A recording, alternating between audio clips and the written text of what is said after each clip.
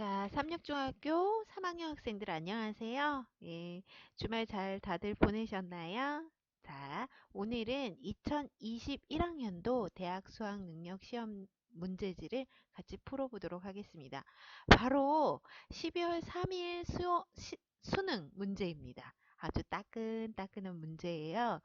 여러분 문제가 너무 쉬워가지고요. 여러분 충분히 다 풀 수 있더라고요. 저번에도 말씀드렸다시피 대학 수학 능력 시험에서 한국사는 필수고요. 필수인 만큼 절대평가로 시행되고 있으며 그 다음에 굉장히 문제가 쉽습니다. 물론 경제사 부분에서는 여러분이 많이 어려워하겠지만 기본적 상식이나 정치사 부분에서는 웬만하면 다 맞춰주시면 기본적으로 2등급 이상은 나올 수 있어요. 제가 볼 때는. 더군다나 우리 서울삼육중학교 학생들은 공부도 잘하고 똑똑하니까 모두 다 2등급 이상은 나오겠죠? 자, 하나하나씩 풀어보도록 하겠습니다. 자, 1번 가에 해당하는 유물로 가장 적절한 것은 자, 지금 보고 있는 유물은 땡땡땡 시대에 제작된 뗀석기입니다. 뗀석기니까 당연히 구석기 시대의 용도를 구하시면 돼요. 당연히 답은 1번. 선생님, 계속 주먹도끼가 나와요. 맞아요. 구석기 하면 주먹도끼가 가장 대표적이고 제일 유명합니다. 여러분 혹시 아시나 모를 텐데, 이 주먹도끼는, 어, 1900년대, 50년대, 60년대쯤에 우리나라에 파병되었던 미군이죠. 연천 쪽에, 연천 전곡리 쪽에 여자친구랑 데이트하다가 이 돌을 보고, 아, 이거는 범상치 않은 돌이다라고 생각을 해서 공부하고 연구하고 했더니 이 돌이 바로 구석기 시대 때 주먹도끼라는 걸 전 세계에 알리게 되었습니다. 이 사람은 군인이지만 원래는 역사를 전공했던 사람이었다고 하더라고요. 이 내용은 교과서마다 다 나와 있는데 여러분 2학년 때 배웠던 거 기억나세요? 괜찮아요. 기억 안 나도요. 자, 아무튼 답은 1번이고요. 2번 비파형 동검은 청동기, 덩이새는 철기, 앙부일구는 세종대왕 때고요. 상평동거는 조선 때입니다. 자, 2번 가의 배경. 수도가 한성에서 옹진으로 내려갔습니다. 자, 이 나라는 백제고요. 백제 수도 이전에 대한 과정을 이야기하는 거예요. 요때 왜 백제는 수도를 한성에서 옹진으로 옮겼을까요? 맞아요. 고구려의 장소왕이 쳐들어왔기 때문이죠. 고구려의 장소왕은 아버지의 광개토대왕하고는 다른 방향으로, 즉 아버지는 북진 정책을 취했다면 아들인 장소왕은 남진 정책을 취했죠. 그래서 평양에서 수도를 바로 죄송해요. 국내성에서 평양으로 옮겼죠. 장소왕이. 그러면서 남진 정책을 추진하였습니다. 답은 2번이고요. 여러분 묘청은 고려 때 사람입니다. 흑지상지는 백제가 멸망하고 나서 부흥운동을 했던 사람이고요. 이성계는 당연히 조선 사람인데 정확하게 이성계가 위화도 해군을 단행했을 때는 고려 말입니다. 을지문덕이 사수에서 승리를 거두었던 때는 고구려에 대한 내용이고요. 바로 이거랑은 상관없고 6세기입니다. 이때는 5세기예요. 예. 너무 쉽죠? 다 맞췄죠? 지금까지? 자, 3번. 밑줄 친 이 나라는 뭘까요? 너무 어려워요. 이 나라는 뭐 사방 5천리로 오경 15부. 솔직히 오경 15부로도 선생님은 나라가 어딘지 알 수 있거든요. 그러나 제일 마지막에 힌트가 있습니다. 회동성국. 답은 발해죠. 이 나라는 발해죠. 또 나왔어요. 매년마다 똑같은 문제가 계속 반복되는 것 같지 않습니까? 예, 발해. 발해하고 관계 깊은 것. 자, 별무반은 윤관의 별무반 고려고요. 대가야를 병합한 것은 신라의 누군지 혹시 아세요? 예, 법흥왕입니다. 자, 삼성육부를 운영하였습니다. 이 삼성육부라는 정치제도는 당나라 정치제도였는데요. 발해는 그거를 받아들여서 그대로 정치제도를 운영하였고요. 고려는 당나라의 정치제도인 삼성육부제를 이성육부제로 변형해서 받아들입니다. 훈련도감은 조선 임진왜란 이후에 만들어진 거고요. 국사상 십정은 통일신라의 군사제도입니다. 답은 3번. 자, 4번.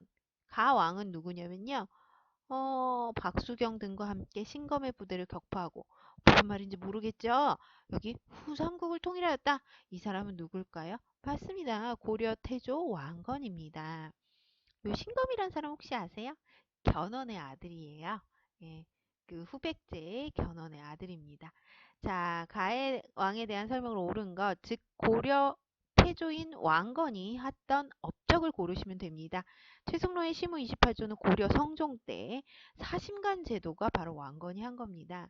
여러분 사심관 제도에 대해서 간단히 설명을 해드리자면 그 지역의 호족 기억나세요? 신라 말에 굉장히 그 신라를 혼란스럽게 했던 지방 짱들 그런 사람을 호족이라고 하는데 그 호족을 왕건은 포섭하기 위해서 사심관 제도라는 제도를 시행했는데요. 예를 들어 실제 있었던 일입니다. 신라의 마지막 왕인 경순왕에게 이제 항복을 받아내죠. 왕건이. 신라하고 백제 고구려 신라하고 후고구려 정확하게 이제 고려랑 신라는 싸우질 않고 화해 이렇게 뭐라 그럴까 항복 신라 마지막 왕인 경순에게 항복을 해서 왕건한테 나라를 바칩니다. 나라를 바쳐요. 그때 왕건이 경순왕한테 네가 경주의 사심관이 되어서 경주를 다스려라 라고 예, 부탁을 합니다. 그리고 실제로 경순왕의 딸하고 결혼도 하지요. 왕건이. 경순왕은 저기 그 경주의 일종의 시장이 됐다고 생각하시면 돼요. 경주시의 시장. 근데 되게 좋아 보이죠, 사신관 제도가. 근데 이 사신관 제도는 꼭 좋은 거는 아니고요. 그 지역에서 무슨 반란이 일어나면 그 지역의 사람 저기 사심관이 그 지역에 반란이 일어나는 걸 책임지고 자기가 막거나 아니면은 자기가 물러나거나 그래야 됩니다. 그러니까 일종의 연대 책임이라는 표현을 쓰는 사신관 제도는 왕건이 나름 왕권 강화를 하기 위해서 만든 제도 중에 하나예요. 암튼 사신관 제도는 왕건이 했고요. 교정도감은 무신정권 중에 최충원이 만든 겁니다. 과거제는 고려 광종이 만든 거고요. 청해제는 신라, 통일신라의 장보고와 관계가 깊습니다. 답은 2번. 자, 가에 들어갈 내용으로 가장 적절한 것. 자, 고려시대에 나온 저술 중 민족의 자주의식이 반영된 것으로는 무엇이 있을까요? 자, 일연의 삼국유사, 이규보의 동명한편. 책들이 나오는데 어렵죠. 여기는 고등학교 올라가면 문화사 계열 쪽에서 이제 이 부분이 나오는데, 각 나라별로 몇 권의 책들을 좀 나라별로만 외우시면 됩니다. 그 책의 특징이나 성격보다는 나라로만 구분해도 한국사에서 충분히 문제 푸는데 어렵지 않아요. 여기 보세요. 유득공의 발해고는 조선 후기에 만들어졌고요. 안정복의 동서강목도 조선 후기. 이승우의 제왕운기가 바로 고려 때고요. 박은식하고 백남우는 바로 일제강점기 때 인물입니다. 그러니까 시대를 맞추시면 돼요. 답은 3번이지요. 예. 자, 그 다음에 6번. 6번은 미초증 왕의 재위 기간에 있었던 사실을 옳은 것은 몽골이 침입하여 화주의 상성 총관부를 설치하고 우선 몽골이 침입했으니까 언제겠어요? 고려죠. 자, 고려인데 쭉 읽어봅시다. 왕이 유인우를 보내 쌍성 총관부를 공격했습니다. 자, 이 왕은 고려의 공민왕입니다. 자, 공민왕이 한 거 답은 2번이죠. 예, 전민병정 도감이라는 토지제도를 실시해서 백성들은 편안하게 그리고 권문세족들의 토지를 뺏어서 좀 국가 경제 기반을 탄탄하게 하려고 했습니다. 자, 그 다음에 7번. 조선의 4대 국왕. 요것만 해도 혹시 알지 않아요? 태정, 태세, 문단세, 예성연중, 임명성, 광인, 효영, 숙경, 전순, 헌철, 고순종. 조선시대 27대 왕을 다 외워주시면 참 좋겠지만 괜찮아요. 예. 근데 조선 4대 국왕은 다 알 거예요. 태정, 태세, 세종이죠. 그거 몰라도 뒤에 쭉 읽어보면 삼강행실도를 편찬한 사람은 세종입니다. 자, 세종이 한 거 두 가지 고르시라는 것 같은데요. 자, 답은 니은하고 리을입니다.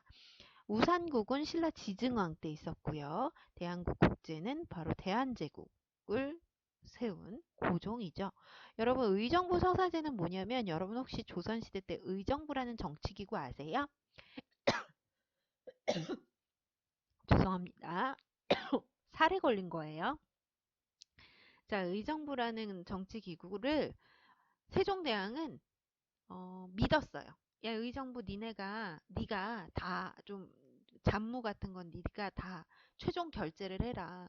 근데 이제 원래 그 전에 세종 전에 태종은 육조 직계제라고 해서 이조, 호조, 예조, 형조, 공조 이 조 있죠. 이 육조의 애들의 일을 다 최종 결제권을 왕이 가져갔다면 의정부 소상제는 영의정, 좌의정, 우의정이 최종 결제권을 갖고 있는 거니까 세종대왕은 신하들한테 좀 권한을 많이 준 거죠.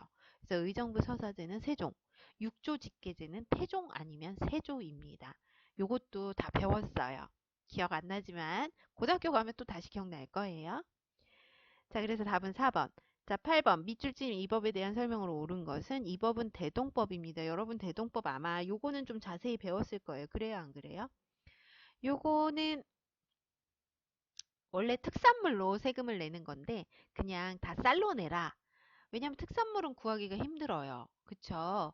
특산물이라고 하면 뭐 구리 남양주 하면은 먹골배가 유명했고 그런 건데 나중에는 이게 어떤 식으로 변질이 되냐면 구리 남양주 사람들한테 먹골배로 세금을 내라고 하지 않고 갑자기 막 생선으로 특산물을 내라고 해요. 헉! 그럼 생선을 어떻게 구해요? 지금처럼 무슨 마트에 가가지고 1,000원에, 아니 10,000원에 뭐 3마리인 뭐 조기를 구해요? 고등어를 구해요? 그럴 수 없잖아요. 그래서 막 그 주변에 향리들, 이방, 호방, 예방 이런 향리들한테 부탁을 해서 생선을 구해달라고 부탁을 합니다. 그러면 걔네들이 이제 생선을 원래는 10,000원 주고 어디서 구해온 걸 막, 그 마을 사람들한테 막 100만 원이라는 동, 10만 원이라는 동 부풀려가지고, 이제 뻥을 쳐서 막 세금을 더 많이 뜯어내는 거죠. 그런 나쁜 짓을 많이 했는데 그걸 극복하기 위해 우리가 조선시대 하면은 딱 농사를 많이 지셨잖아요. 특히 쌀농사를.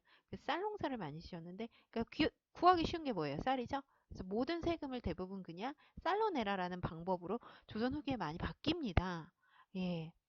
그 중에 하나가 제일 유명한 게 이제 대동법이에요. 자, 대동법 때문에 1번 공인이 성장하는 계기가 되었다. 여러분 공인도 배웠을 거예요. 이 공인이 뭐냐면 국가에서 운영하는 장사꾼이에요.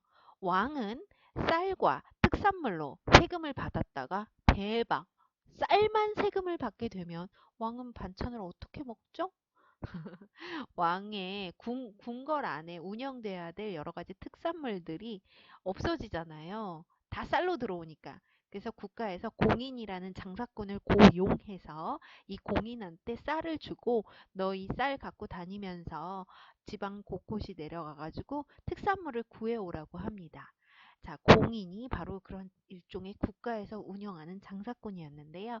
자, 이로 인해서 조선 후기는 굉장히 시장도 많이 발달하고, 장시도 많이 발달하고, 그 다음에 자본주의도 발달하고, 그 다음에 서로 돈을 주고받고 하는 어떤 그런 경제적인 변화가 많이 일어나기 시작합니다. 답은 1번이고요. 2번은 대한제국 얘기고요. 3번은 고려고요. 4번은 치안유지법이고요. 5번은 대한민국의 농지개혁법인데 이 문제를 모른다 하더라도 2번부터 5번까지는 전혀 광해군 시기에 있었던 일들이 아니잖아요. 그래서 답을 1번으로 유추할 수도 있습니다. 자, 9번.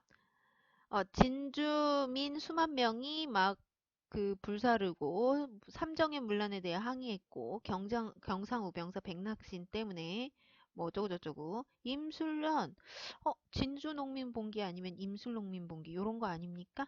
답은 5번. 이건 너무 쉽죠? 예. 이건 조선 후기 농민봉기 발생이고요. 자, 10번도 좀 어렵습니다. 여러분 금난 정권이 폐지됐던 때는 정조고요. 요거 신해통공이라고 해요. 이 김난 정권은 자세히 얘기하다 보면 이제 좀 어려운데 그냥 이렇게 생각하시면 됩니다. 누구나 장사할 수 있게 되었어요. 뭐라고요? 누구나 장사할 수 있게 되었어요. 아까 말한 이 대동법하고 이 금난 정권 폐지인 친해통공 때문에 조선 후기의 상공업은 어마어마하게 발달을 하게 됩니다. 자, 답은 1번. 한글 소설을 읽는 여성. 자, 조선 후기에는 이제 한글 소설인 춘향전 같은 것들이 유행을 하게 되면서 예, 민간 문화가 발달하죠. 민화 이런 것도 발달을 하고 판소리 이런 것도 발달을 하게 됩니다. 자, 이번에 봉오동 전투는 말도 안 되죠. 조선하고 관계없고요. 하베케이도 통일신라 거고 서울올림픽하고 경부고속도로는 대한민국입니다. 그러니까 여러분 문제가 너무 쉬워요. 이 시대만 맞추면 그냥 고르시면 돼요. 시대에 맞춰서. 예. 11번. 자, 밑줄친 창의군에 대한 설명으로 옳은 곳은 우선 창의군 영수 전봉준이 나옵니다. 전봉준 하나로 끝났습니다. 뭘까요? 동학농민운동입니다. 답은 5번. 우금치 전투에서 결국엔 패배했고요. 그때 바로 전봉준이 이때 잡히셨죠. 예. 이것도 너무 쉽죠? 근데 3점이나 되는데 너무 쉽지 않아요? 베트남 전쟁? 말도 안 되죠. 안시성 전투는 혹시 기억나세요? 양만춘, 예, 한산도는 이순신, 인천 상륙작전은 대한민국의 6.25 전쟁이죠. 자, 그 다음에 12번. 가락지를 빼서 땡땡땡 운동에 앞장서자 뭐 그런 내용인데 나랏빚 1,300만 원을 갚을 수 있는지에 따라 국권이 달려있다는 소식이 들었다. 이거 뭘까요? 바로 예, 국채부상운동입니다. 국채부상운동하고 관계 깊은 신문이 있습니다. 바로 대한매일신보죠. 예, 이거 중요해요. 예. 요거 청군의 개입으로 실패하였다. 이모곤란? 그쵸, 이모곤란. 치안유지법은 1920년대 우리나라의 일제강점기 때 정책이었고요. 건준이는 이제 대한민국 정부가 수립되면서 만들어진 거고, 예. 요거는 이제 이만손 등의 영남 만인수, 제가 요거는 자세하게 수업 시간에 많이 안 했는데, 요거는 이제 개화하지 말자고, 강화도 조약 이후로 유생들이 개화하지 말자고 이렇게 상소 올리는 사건입니다. 예, 답은 4번. 자, 13번. 여기 아주 중요한 세 번째 줄에 우리의 외교권을 일본이 박탈. 자, 의사늑약, 의사조약이라고 하죠. 1905년이고요. 바로 대한제국 수립 후 고종의 강제퇴위 전랍니다. 자, 의사늑약 때문에 고종이 헤이그 특사를 보냈고요. 이로 인해서 일본이 고종이 함부로 외국권을 발휘했다고 해서 어떻게 해버리죠? 예, 고종을 강제퇴위해버리죠. 예, 답은 4번이고요. 14번. 3.1운동입니다. 이거. 예. 여기 보면은요. 지난 1일 독립선언이라고 나와 있고요. 파리 강화회의에서 미국 대통령 윌슨 씨가 민족자결을 제창. 우리 세계사 시간에도 배운 내용이 여기에 나옵니다. 그리고 기미 독립선언이라는 표현을 쓰죠. 우리 3.1운동에서 그 독립선언문을. 네. 그래서 3.1운동입니다. 답은 5번이죠. 이거 너무 쉽지 않아요? 일제가 이른바 문화통치를 표방하는 계기가 되었다. 3.1운동의 어떤 결과가 문화통치 아니면 대한민국 임시정부 수립. 그치?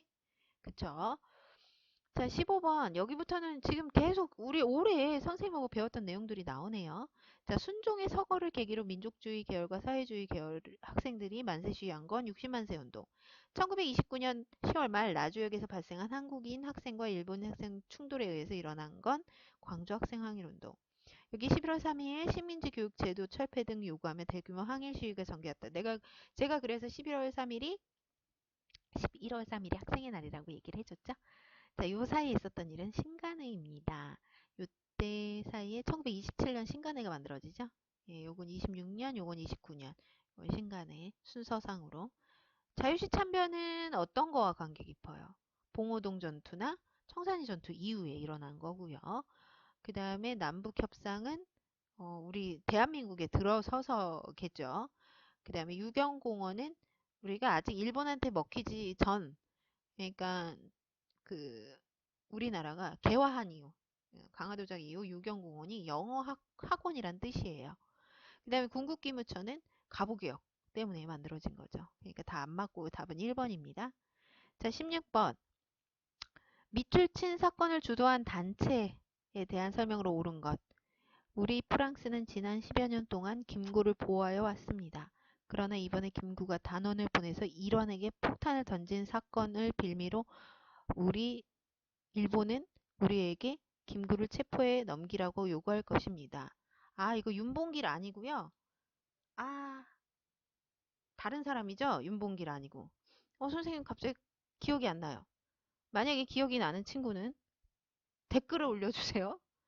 그 사람, 이왕 폭파한 사람은요, 결국엔 성공을 못했어요. 이 윤봉길 아닙니다. 암튼, 이 사건을 주도한 단체가 뭐죠? 요거는 한인애국단. 그치? 그쵸? 한인애국단하고 관계 깊은 것은 답은 4번이죠. 그러니까 여러분 솔직히 이걸 윤봉길이라고 착각을 해도 문제 풀 수는 있네요.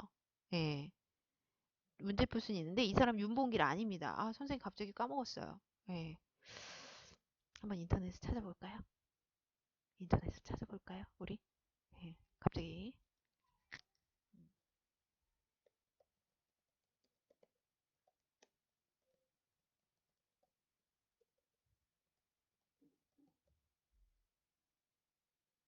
맞아, 이봉창. 아, 갑자기 생각이 안 났었는데. 선생님도 깜빡깜빡해요. 예. 선생님도 외우다 보면 정신 좀 이렇게 깜빡깜빡합니다. 죄송. 요거는 이봉창 열사입니다. 답은 4번. 자, 미출진 시기에 일제가 실시한 정책으로 옳은 것은 자, 이 자료에는 중일전쟁 이후니까 중일전쟁이 여러분 1937년에 일어났고요. 국가총동원법이 시행된 시기는 1930년, 40년대입니다. 요 내용은요, 우리 교과서에도 나와 있어요. 자, 요때 정책으로는 답은 1번. 네. 구조소경은 여러분 통일신라고요. 홍범 14조는 갑오개혁에 관한 얘기고 영정법은 조선 후기, 노급 폐지는 통일신라의 신문항입니다. 딱딱 안 나와도 돼요, 여러분은. 요 정도만 해도 돼요. 자, 이렇게 봤을 때 너무도 아닌 시대가 나오잖아요. 답은 누가 봐도 1번이죠. 자, 18번. 가야회의는 모스크바 3국 예상회의입니다. 우리 이거 배웠어요. 얼마 전에 시험 범위였죠. 답은 3번. 맞죠? 맞죠. 이건 선생님 설명 안 할게요. 네. 19번. 요것도 보세요. 우리는 유신 독재의 연장인 군부 독재에 맞서 투쟁하고 있는 광주 시민들입니다. 자, 5.18에 관한 내용이네요. 5.18하고 관계 깊은 시대가 전두환 정부고요. 12.12 사태부터 6월 민주항쟁 사이에 전두환 정부가 예, 있었죠. 답은 마. 예. 그것도 쉽죠? 예. 다음 연설이 행해진 정부에서 추진한 정책으로 옳은 것. 여러분 혹시 수능날 저녁 그리고 그 다음날까지 한국사 20번 문제가 네이버 검색어가 됐던 거 아세요? 그래서 한번 문제 풀어보셨나요? 여기 20번 문제가 왜 유명하냐면 여기 보면 지난해 남과 북은 유엔에 동시 가입한 후 이때가 1990년대고 노태우 정부 때입니다. 대결과 단절의 시대를 끝내고 평화와 공영의 새 시대를 열기로 합의했습니다. 뭐 이런 쭉 내용이 나오는데 우리 1990년대부터는 이제 그 소련이 붕괴되고 러시아가 되고 대부분의 공산주의 국가들이 무너졌어요. 요때 이제 노태우 때인데 어쨌든 뭐 쭉 읽어보다가 1번 당백전? 이거는 조선시대잖아요. 그것도 언제? 흥선대원군 때. 도병마사 고려죠. 노비안건법 고려 광종. 대마도는 조선 세종 때 이종무가 정벌했습니다. 답은 5번이죠. 이걸 왜 난리가 났냐면 여기가 남북 문제에 관한 내용이니까 당연히 남북에 관한 걸 고르겠죠? 진짜 바보가 아닌 이상? 그래서 이 문제는 너무 쉽다. 뭐 그다음에 뭐 약간의 정치 색깔이 있다. 뭐 이런저런 얘기들을 하시는데 어쨌든 이 문제가 굉장히 핫했습니다. 저도 좀 20번 문제 웃음이 났어요. 남과 북에 관한 내용인데 1, 2, 3, 4는 너무도 아닌 답이었고 답은 5번이었다는 게 참 재밌더라고요. 자, 우리 여기까지 풀어봤는데 여러분 채점해 본 결과 다 맞았지요? 제가 볼 때 우리 삼육중학교 친구들은 다 1등급 나왔을 것 같아요. 못해도 2등급. 정말 와 실수했다 3등급. 모두가 정말 잘 풀었을 거라고 믿어요. 네. 선생님 이 부분은 나중에 이봉창으로 다시 수정해서 학교 오면 안내해 드리도록 하겠습니다. 자, 우리 기출문제 한 번씩 이렇게 풀어보면 좀 뿌듯해요. 와, 내가 벌써 수능을 공부하나? 이런 생각도 들고, 와, 고등학교 준비를 이젠 본격적으로 해야겠다라는 생각도 들고, 그러면서 뭔가 내가 많이 훌쩍 큰 것 같다는 느낌도 들죠? 여러분보다 성숙하고, 또 자기 어떤 그 주관이 점점 뚜렷해지고, 점점 커가는 느낌이 듭니다. 우리 학생들 보면. 멋지고 성숙한 고등학교 생활을 하시길 바래요. 오늘은 여기까지 진행하도록 하겠습니다. 다음에 만나요. 안녕.